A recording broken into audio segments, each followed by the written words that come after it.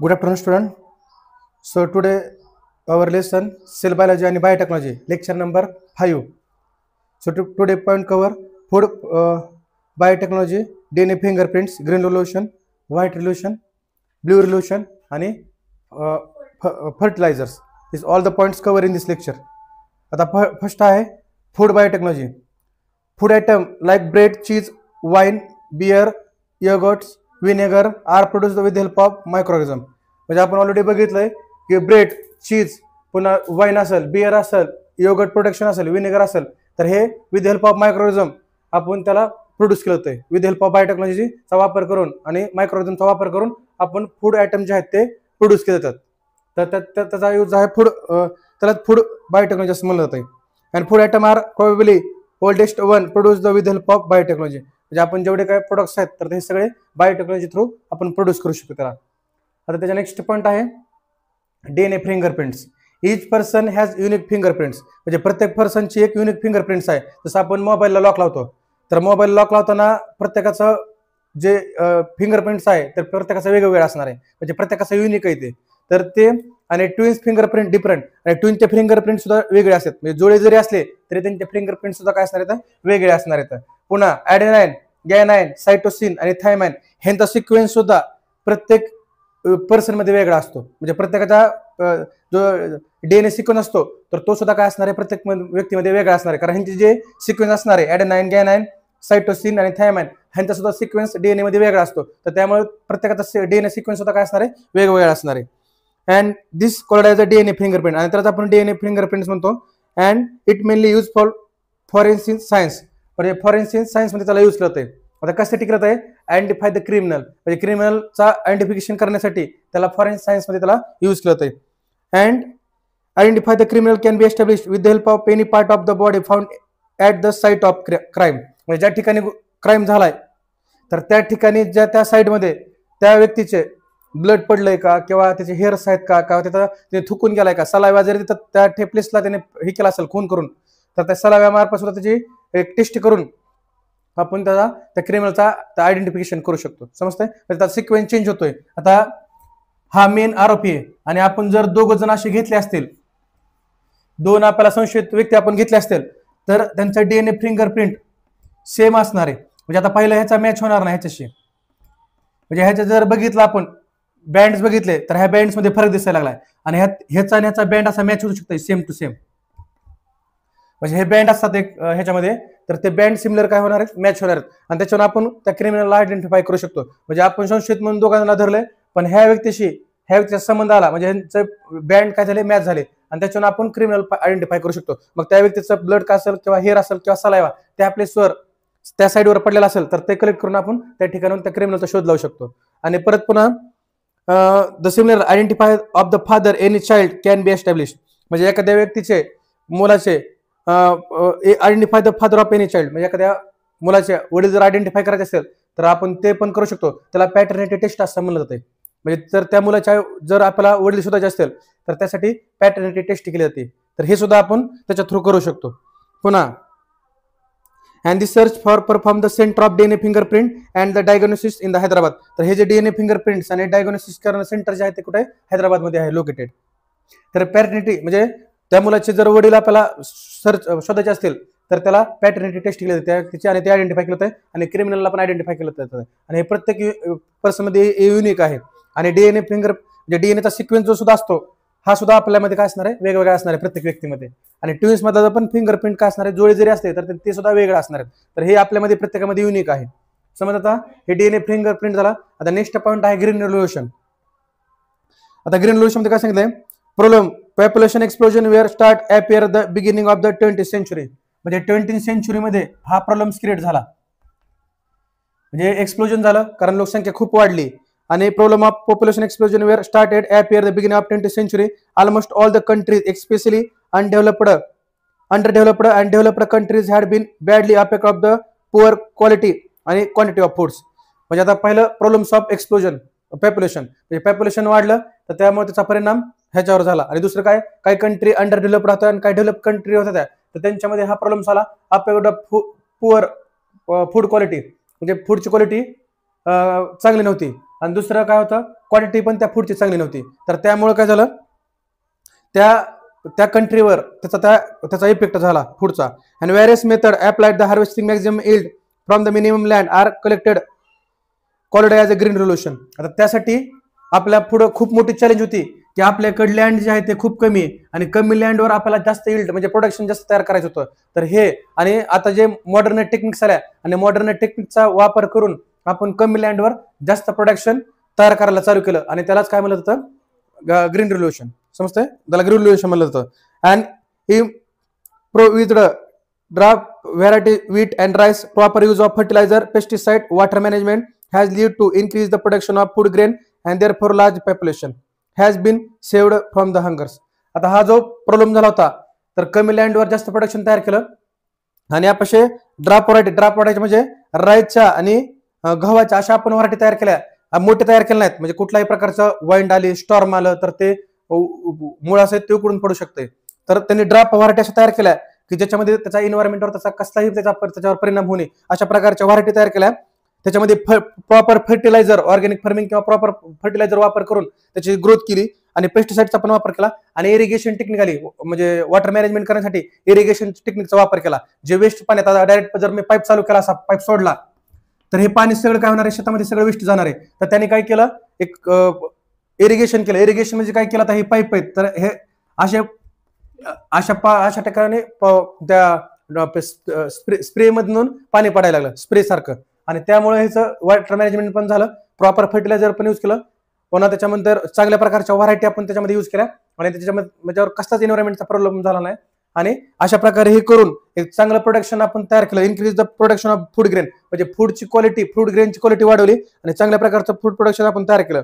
And doctor Norman Borlaug USA आणि doctor MS Swaminathan have be valuable contribution green revolution. तर हे दोन जे व्यक्ती होते, नॉर्मन बोरलॉक हे USA चा होता आणि डॉक्टर MS स्वामीनाथन हा इंडियाचा होता. आणि ह्या दोघांनी valuable contribution to produce the large quantity food grains म्हणजे फूड ग्रेन्सला लार्ज क्वांटिटी मध्ये प्रोड्यूस करण्यासाठी ह्या दोघांनी त्याचं महत्त्वाचं कॉन्ट्रीब्युशन केलं आणि कमी लँडवर जास्त प्रोडक्शन तयार केलं.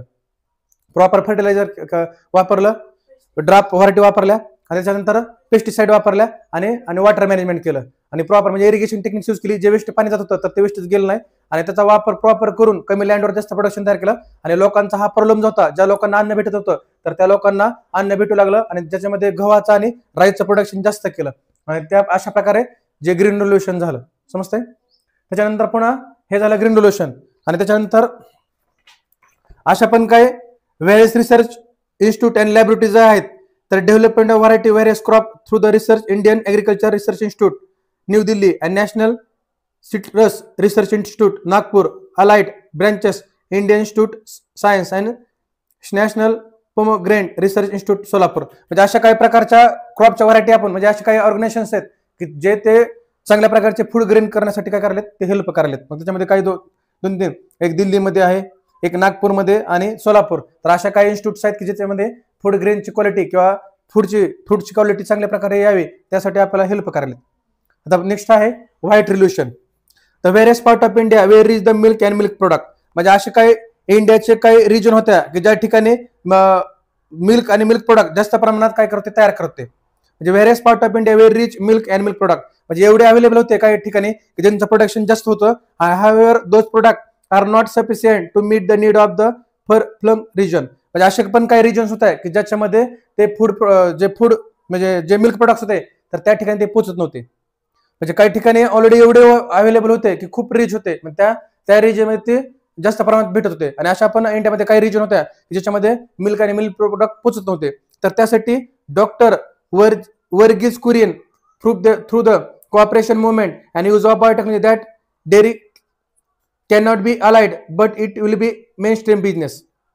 म्हणजे हे वर्गीस कुरियनने काय केलं की काय कोऑपरेशन मुवमेंट म्हणजे काय शेतकऱ्यांना घेऊन म्हणजे काय फार्मर घेऊन, ऍग्रिकल्चर फार्मर जे मिल्क प्रोडक्शन तयार करणारे होते त्यांना काही जणांना घेऊन एक कोऑपरेट मुवमेंट त्यांनी तयार केली विथ हेल्प ऑफ बायोटेक्नॉलॉजी. आणि त्यांनी एक डेअरी प्रोडक्ट्स काय तयार केला म्हणजे डेअरी प्रोडक्ट्स तयार केले. काही शेतकरी एकत्र आले त्यांनी डेअरी प्रोडक्ट्स टाकला आणि ज्या रिजन मध्ये दूध पोचत नव्हतं तर तिथं दूध पोचायला लागलं. आणि ते dairy can not be allied म्हणजे फक्त साईड बिझनेस नसायला पाहिजे. साईड म्हणजे नाही का आपण काम करून दुसरा साईड बिझनेस करतो, तर हे मेन स्ट्रीम बिझनेस बनायला पाहिजे. कोणता? दुधाचा. म्हणजे लोकांचा हा मेन ऑक्युपेशन बनायला बिझनेस बनायला पाहिजे. ह्या गोष्टीवर त्यांनी वर्गीस कुरियनने फोकस केला. म्हणजे अलाइड म्हणजे काय की फक्त साईड बिझनेस नाही व्हायला पाहिजे. They can not be side business, the main stream business. म्हणजे तो मेन स्ट्रीम बिझनेस बनायला पाहिजे. तर त्यासाठी कोऑपरेटिव्ह मुवमेंट त्यांनी काय ऑर्गनायझेशन बरोबर येऊन किंवा शेतकऱ्याबरोबर येऊन त्यांनी एक कोऑपरेटिव्ह मुवमेंट चालू केली. आणि it put the cooperative dairy movement Anand Gujarat at all time high status. आणि त्यांनी काय केलं, जे अमूल तुमचं जे आता दूध मिळतंय ना, जे अमूलचं म्हणजे जेवढे प्रोडक्ट्स बनतात, तर हे सगळे गुजरातून म्हणजे तिथून त्यांनी सुरुवात केली होती. म्हणजे अशी कोऑपरेटिव्ह मुवमेंट त्यांनी चालू केली आनंद गुजरातमध्ये. आणि त्या ठिकाणाहून दूधचं प्रोडक्शन वाढलं, डेअरी फार्म वाढले आणि लोकांच्या जे नीड्स होत्या तर ते काय झाल्या, सगळ्या कम्प्लीट झाल्या. And while achieve the self-sufficient dairy business, various experiments were performed for the quality control and newly dairy products and their preservation. म्हणजे प्रिझर्वेशन पण त्याचं केलं, प्रिझर्वेशन समजताय. म्हणजे इथं काय केलं की while achieve the self-sufficient dairy business, म्हणजे त्यांनी सेल्फ सफिशियंट डेअरी बिझनेस हे केला आणि एक्सपेरिमेंट केले, त्याची क्वालिटी चांगली केली दुधाची. आणि त्याच्यानंतर डेअरी प्रोडक्ट्स वाढवले आणि दुधाला ऍज अ प्रिझर्वेशन म्हणून सुद्धा वापरण्यात आलं. आता दूध तर आपल्याला माहिती की खूप लवकर खराब होऊ शकतं, तर त्यामुळे त्यांनी डेअरी प्रोडक्ट्स तयार केले आणि डेअरी प्रोडक्ट्सतून लोकांच्या जे नीड्स होत्या ते कम्प्लीट केल्या. तर ह्याच्यामध्ये आणि त्याला प्रिझर्वेशन म्हणून पण आपण त्याला दुधाला सेव्ह केलं. आणि while people from all over the world are again preferring the local wild variety. आता आपण ज्या वाईल्ड व्हरायटी सुद्धा आता जर्सी आल्या, गिर गाई आली, म्हणजे अशा प्रकारच्या आपण लोकल व्हरायटी सुद्धा आपण काय केल्या, तयार केल्या आणि प्रोडक्शन वाढवलं. आणि जे रिजनमध्ये जात नव्हतं दूध, तर त्या रिजनमध्ये सुद्धा दूध पोचवण्याचं काम केलं. आणि त्यासाठी ह्याचं योगदान होतं डॉक्टर वर्गीस क्युरियन. हे फिल इन द ब्लँक साठी येऊ शकतं की किंवा choose the correct revolution. The production of various useful aquatic organism with the help of water is called the blue revolution. म्हणजे आपण काय केलं की ॲक्वेटिक ऑर्गनिझमचं प्रोडक्शन जास्त वाढावं, तर त्यासाठी अशा प्रकारचं ब्ल्यू रिव्होल्युशन केलं. आणि ह्याच्यामध्ये जे काय एशियन कंट्री आहेत, म्हणजे ईस्ट एशियन कंट्री म्हणजे जपान आहे, चायना आहे, कोरिया आहे, तर ह्यांनी काय केलं की आता इथं फर्म पाऊंड्स आणि इकडे फिश, म्हणजे इकडं राईचं प्रोडक्शन आणि इकडे फिश, ह्या दोन्ही पण ऍट अ टाइम ह्यांनी केलं. आणि अशा ज्या कंट्री आहेत तर त्यांनी ह्या गोष्टीवर त्यांनी जास्त प्रोडक्शन वाढवण्यासाठी ॲक्वेटिक ऑर्गनिझमचं ह्या गोष्टीवर त्यांनी फोकस केला. People are not only thinking cultivation of fish stream but other aquatic plant animals too. म्हणजे त्यांनी फक्त ह्यांचं उत्पादन नाही, फक्त फिश आणि श्री म्हणजे कोळंबी किंवा झिंगा आपण म्हणतो आणि किंवा फिश ह्यांचं उत्पादन वाढवण्यासाठी फोकस केला नाही, तर त्यांनी दुसऱ्या ॲक्वेटिक प्लांट आणि एनिमल्स ह्यांचं पण प्रोडक्शन वाढावं ह्या गोष्टीसाठी सुद्धा फोकस केला. ज्याच्यामध्ये फ्रेश वॉटरमध्ये म्हणलं म्हणजे गोड्या पाण्यामध्ये म्हणलं तर रोहू, कटला आणि श्रीम, लोबस्टर ह्यांची संख्या वाढवली. आणि मरीन म्हणजे खाऱ्या पाण्यामध्ये सुद्धा काय अॅनिमल्स होते तर त्यांची सुद्धा प्रोडक्शन वाढवलं त्यांनी. तर ह्या दोन्ही गोष्टीवर पण त्यांनी प्लांट्स आणि अॅनिमल्सवर फोकस केला. आणि government of India has viewed to increase the production of encourage the people pisciculture by the launching the program Neel Kranti mission 2016. तर आपल्या गव्हर्नमेंट इंडियाने काय केलं की ह्यांचं जे प्रोडक्शन आहे पिसिकल्चरचं जास्त वाढावं, त्यासाठी एक त्यांनी प्रोग्राम्स कंडक्ट केला, त्याला नील क्रांती मिशन 2016 असं त्याला म्हणलं जातं. आणि हे का केला तर जे आपले कोळी बांधव आहेत म्हणजे त्यांना जे काय खर्च येणार आहे त्याचा 50% खर्च जो आहे तो गव्हर्नमेंट सरकार देईल असं त्यांनी सबसिडी त्यांना देण्यात आली. त्या जास्तीत जास्त मुलं जास्तीत जास्त जे पीपल आहेत ते इनकरेज आहेत त्या बिझनेससाठी, पिसिकल्चरसाठी. तर त्यांनी अशा प्रकारचा प्रोग्राम त्यांनी कंडक्ट केला, त्याला नील क्रांती मिशन असं म्हणलं. आणि जर आपला कोळी बांधव आणि जास्त गरीब असेल तर त्याला 100% सुद्धा सबसिडी दिली जात होती. म्हणजे जास्त जर खर्च असेल आणि त्याची परिस्थिती जर गरीब असेल तर त्यांच्यासाठी 100% सुद्धा सबसिडी दिली जात होती, जेणेकरून हा पिसिकल्चर जे प्रोडक्शन आहे ते इन्क्रीज व्हावं आणि जास्तीत जास्त लोक इनकरेज व्हायसाठी. तर ह्या गोष्टीवर त्यांनी फोकस केला. हे समजलं. आता नेक्स्ट आहे fertiliser. Two type of fertiliser are in agriculture used in agriculture.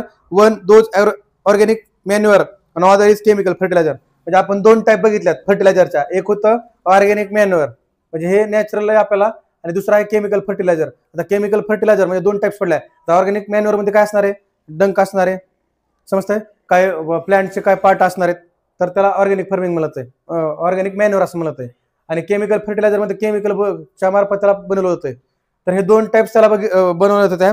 And water holding capacity of soil improve the soil conservation to use of the manure. आता ह्या मॅन्युअरचा आपल्याला एक फायदा झाला ऑर्गॅनिक मॅन्युअरचा, काय की वॉटर होल्डिंग कॅपॅसिटी इन्क्रीज, म्हणजे सॉइलची जे वॉटर होल्डिंग कॅपॅसिटी जी आहे ती इन्क्रीज झाली कुणामुळे, ऑर्गॅनिक मॅन्युअरमुळे. आणि दुसरा फायदा आहे सॉइल कन्झर्वेशन, म्हणजे दुसरं काय झालं की सॉइल कन्झर्वेशन पण झालं. आता कसं झालं, जर हाय रेनफॉल झाला तर वरची माती वाहून जाऊ शकते, समजतंय, आणि इरोजन होऊ शकतं, म्हणजे जमिनीची धूप होऊ शकते. तर ह्या गोष्टीमुळे म्हणजे ज्यावेळेस होल्डिंग कॅपॅसिटी पाण्याची वाढली तर ते धरून ठेवलं त्यांनी, आणि त्यामुळं सॉइलचं कन्झर्वेशन सुद्धा झालं, म्हणजे सॉइल गेली नाही पुढे वाहून आणि त्याला आणि जमिनीची धूप पण झाली नाही. तर हे दोन गोष्टीचे आपल्याला फायदे झाले ऑर्गॅनिक मॅन्युअरमुळे. पुन्हा आहे आता ह्याच्यामध्ये जे आहे upper layer of the soil essential agriculture in the form due to the humus formation. आता वरची जे सॉइलची लेयर आहे तर ते खूप इम्पॉर्टंट आहे, कारण त्याच्यामध्ये काय डेड अॅनिमल्स असणार आहेत वरच्या लेअरमध्ये, समजतंय, जसं उंदीर असेल किंवा फ्रॉग असेल, कुठलेही अॅनिमल्स असू शकतात, समजतंय, फिश असेल, कुठलेही वरच्या लेअरवर ते ऑर्गॅनिझम असणार आहेत. पण त्याच्यानंतर आणि दुसरं जे प्लांटचे पण काय जे पार्ट्स आहेत तर ते सुद्धा त्या वरच्या लेअरमध्ये डिस्पोजल झालेले असणार आहेत. मग ते आपल्यासाठी ऑर्गॅनिक मॅन्युअरसाठी त्या गोष्टी चांगल्या. तर अप्पर लेअर जे आहे आणि त्याच्यामध्ये काय असणार आहे तर एसेन्शियल न्यूट्रिशन पण त्या वरच्या अप्पर लेअरमध्ये प्रेझेंट असणार आहेत, ज्याच्यामध्ये नायट्रोजन आहे, पोटॅशियम आहे, पुन्हा फॉस्फरस आहे. तर हे अवेलेबल आपल्याला चांगल्या प्रमाणात भेटू शकतात आणि त्यालाच ह्युमस फॉर्मेशन असं त्याला म्हणत आहे. म्हणजे वरच्या अप्पर लेअर जे आहे त्याच्यामध्ये आपल्याला ती लेअर जे आहे ते ऍग्रिकल्चरसाठी इम्पॉर्टंट आहे आणि त्याच्यामध्ये इम्पॉर्टंट न्यूट्रिशन सुद्धा प्रेझेंट आहेत, समजतंय. जसं मी तुला आता म्हणलं की नायट्रोजन आहे, फॉस्फरस आहे, पोटॅशियम आहे आणि ह्युमस फॉर्मेशन आणि त्यालाच ह्युमस फॉर्मेशन असं म्हणलं जातं. आणि available crop due to the earthworm and fungi, आणि काही ऑर्गॅनिझम्स किंवा काही इन्सेक्ट सुद्धा जसं अर्थवॉर्म आहे किंवा फंगी हे सुद्धा काय ऍग्रिकल्चरसाठी युजफुल आहेत, समजतंय. जसं अर्थवॉर्म आहे जमिनीला भुसभुशीत करता येते, समजतंय. तर हे सुद्धा इम्पॉर्टंट आहेत. तर हे आपल्याला त्याचा फायदा झाला की ऑर्गॅनिक मॅन्युअरचा. म्हणजे ऑर्गॅनिक मॅन्युअरमुळे काय झालं की आपली जी शेती आहे प्रोडक्शन वाढलं, पुन्हा चांगले जे न्यूट्रिशन्स आहेत सॉइल मधले ते चांगल्या प्रकारे क्रॉप्सला भेटू लागले, तर हा त्याचा फायदा झाला. आणि दुसरं आहे की होल्डिंग कॅपॅसिटी जे सॉइलची आहे ते वाढली, आणि दुसरं आहे की सॉइल जे कन्झर्वेशन आहे म्हणजे प्रोटेक्शन झालं, सॉइलचं वाहून गेली नाही माती बरोबर वगैरे, समजतंय. तर म्हणजे रेनफॉल झाला तर ते वाहून गेली नाही आणि त्याचा बेनिफिट झाला. आणि दुसरा आहे soilless farming, hydroponic liquid chemical fertiliser are used. आता दुसरी एक आहे सॉइललेस फार्मिंग, म्हणजे अशी दुसरी एक प्रकारची त्याला हायड्रोपोनिक असं त्याला म्हणत आहे. आता हायड्रोपोनिक म्हणजे काय की अशा एका प्लॅस्टिकची शीट असती आणि त्याच्यामध्ये प्लांट असे लावलेले असतात, पण हे जे आहेत हे ह्याच्यामध्ये लिक्विड केमिकल फर्टिलायझर यूज करत आहे. म्हणजे ह्याचा ड्रॉबॅक्स आहे की ह्याच्यामध्ये हायड्रोपोनिक्स आहे पण ह्याच्यामध्ये लिक्विड फर्टिलायझरचा म्हणजे लिक्विड केमिकल फर्टिलायझरचा वापर केला जातो आणि त्यामुळं सॉइलची फर्टिलिटी कमी होऊ शकते. And they are more harmful effect liver use of chemical fertiliser including decrease of fertiliser. आता जर आपल्याला ऑर्गॅनिक मॅन्युअर जर वापरलं तर आपल्याला खूप बेनिफिट्स आहे, म्हणजे न्यूट्रिशन आपल्याला भेटणार आहेत. म्हणजे काय अॅनिमल डिकम्पोज झाले असणार आहेत वरच्या लेअरमध्ये, ह्युमस लेअर आहे ते फॉर्मेशन, त्याच्यामध्ये आपल्याला न्यूट्रिशन भेटणार आहेत. त्याच्यानंतर पुन्हा वॉटर होल्डिंग कॅपॅसिटी वाढणार आहे, सॉइल कन्झर्वेशन होणार आहे, समजतंय. तर ह्या सगळ्या गोष्टी आणि जे काही न्यूट्रिशन असेल, फॉस्फरस असेल, पोटॅशियम असेल, नायट्रोजन असेल, ते चांगल्या प्रकारात ते भेटू शकते सॉइल मधून. तर हे ऑर्गॅनिक मॅन्युअरचे फायदे होते. पण दुसरा फायदा काय होता की केमिकल फर्टिलायझर ह्याचा तोटा होता काय की ज्यावेळेस आपण हे शेतामध्ये वापरू ऍग्रिकल्चरमध्ये तर त्याचा नुकसान, कारण सॉइलची फर्टिलिटी काय होती ती डिक्रीज होत होती, समजतं. तर हे दोन गोष्टी आपल्याला फर्टिलायझर्स मध्ये आपण आता बघितल्या. आता नेक्स्ट आहे insecticide. Those natural immunity of the plant can be prevented infection use of insecticides is not under control. आता काय जसं आपल्यामध्ये पण आपल्या बॉडीमध्ये सुद्धा अशा काही डिसीजला आपली बॉडी फाईट करू शकते, समजतंय. तसं नॅचरल इम्युनिटी सिस्टीम सुद्धा प्लांटमध्ये ती पण असते की जे काही इन्फेक्शन व्हायरस असतात ते सुद्धा फाईट करू शकतात, समजतंय. पण आपण जर जास्त प्रमाणात इन्सेक्टिसाइड यूज केले तर ते आपल्या कंट्रोलमध्ये नसणार आहेत, समजतंय. म्हणजे काही प्लांट अशा आहेत की जे त्यांच्यामध्ये नॅचरल इम्युनिटी आहे जे काही डिसीजला प्रिव्हेंट करू शकतात, पण जर आपण त्याच्यामध्ये जास्त इन्सेक्टिसाइड यूज केले तर काय होणार आहे तर ते आपल्या अंडर कंट्रोलमध्ये नसणार आहे. आणि दुसरी गोष्ट आहे की फ्रॉग आणि जे काही बर्ड आहेत, इन्सेक्टिव्ह व्हायरस बर्ड आहेत, तर हे सुद्धा एक शेतकऱ्याचे मित्र आहेत, कारण हे सुद्धा काय करतात झाडावर जे काय इन्सेक्ट वगैरे असतील तर त्यांना ते डायजेस्ट करू शकतात. आणि जर इन्सेक्टिसाइड जर आपण त्याच्यावर वापरलं तर त्यांची डेथ होणार आहे. म्हणजे फ्रॉग असेल किंवा काही इन्सेक्टिसाइड बर्ड्स असणार आहेत आणि ते जर डेथ झाली तर काय होईल की पेस्टिसाइडचा वापर जास्त वाढला तर त्याच्यानंतर आपलं पिकाचं नुकसान होऊ शकतं, समजतंय. आणि सॉइलची फर्टिलिटी सुद्धा कमी होऊ शकते. तर त्यासाठी pesticide are used large scale of increase the yield. तर त्यासाठी पेस्टिसाइडचा वापर केला जातो म्हणजे प्रोडक्शन वाढवण्यासाठी. And pesticide are fact type of poisonous. आता हे सुद्धा एक पेस्टिसाइड सुद्धा काय पॉयझनस केमिकल आहे. आता ह्याचा काय प्रॉब्लेम होतोय तर poisonous enter the food web through the water and food and bio magnification. आता इथं काय झालं बिनकामात, आता इथं माझी सपोज इथं लँड आहे माझी, आता ह्या लँडला मला गरज नाही पेस्टिसाइडची समजतंय, पण विनाकारण मी पेस्टिसाइड मारलं आणि केव्हा माझं हे आणि जे इरिगेशन टेक्निक्सनं मी पाणी दिलं किंवा रेनफॉल झाला, मग ते काय होणार आहे हे जे सगळे पेस्टिसाइड्स आहेत ते वॉटर बॉडीमधून रिव्हरमध्ये जाणार आहे समजतंय, आणि रिव्हरमधून ते त्या जे केमिकल्स आहे तर ते फिशमध्ये जाणार आहे आणि फिशला ज्यावेळेस आपण डायजेस्ट करल तर ते आपल्या बॉडीमध्ये येणार आहे आणि त्या बॉडीमध्ये तर आपण काय होणार आहे मॅग्निफिकेशन म्हणजे प्रत्येक वेळेस आपण ते खात जाणार आहेत आणि त्याचं साठा तयार होणार आहे आपल्या बॉडीमध्ये आणि त्याच प्रोसेसला म्हणत आहे बायो मॅग्निफिकेशन. म्हणजे ते पॉयझनस आपल्या बॉडीमध्ये यायला लागले, म्हणजे आपण काय केलं विनाकारण ह्याच्यावर मारलं, इरिगेशन टेक्निक्सनं पाण्या थ्रू आपण दिलं शेतीला किंवा रेनफॉल झाला आणि हे काय व्हायला लागले ज्या वाहून जाऊन नदीला भेटायला त्याला ॲक्वॅटिक ॲनिमल जे खायला फिश आणि फिशनं आपण खायला लागलोय आणि ते पॉयझनस जे आहे मॅग्निफिकेशन बायो मॅग्निफिकेशन तर ते आपल्या शरीरामध्ये कलेक्ट व्हायला लागले आणि कलेक्ट होऊन आपल्याला म्हणजे ते फूड किंवा वॉटर मधून आपल्यामध्ये यायला लागले आणि त्याच प्रोसेसला म्हणत होते बायो मॅग्निफिकेशन. आणि व्हेरियस पेस्टिसाइड लाईक डीडीटी, मॅलेथिन आणि क्लोरोपायरिफॉस असे प्रूव्ड टू डेंजरस, म्हणजे हे जे पेस्टिसाइड्स आहेत हे आपल्यासाठी जे डेंजरस आहेत आपण याचा वापर नाही व्हायला पाहिजे, कारण ह्युमन इन्फेक्शन सुद्धा होऊ शकते आणि प्लांटची जे सॉइलची फर्टिलिटी कमी होऊ शकते, काय ॲनिमल सुद्धा डेथ होऊ शकतात. तर हे डीडीटी, मॅलेथिन आणि क्लोरोपायरिफॉस असे 3 इन्सेक्टिसाइड्स आहेत, पेस्टिसाइड आहेत, तर ते पेस्टिसाइडचा आपण वापर कमी करायला पाहिजे समजतंय. तर हा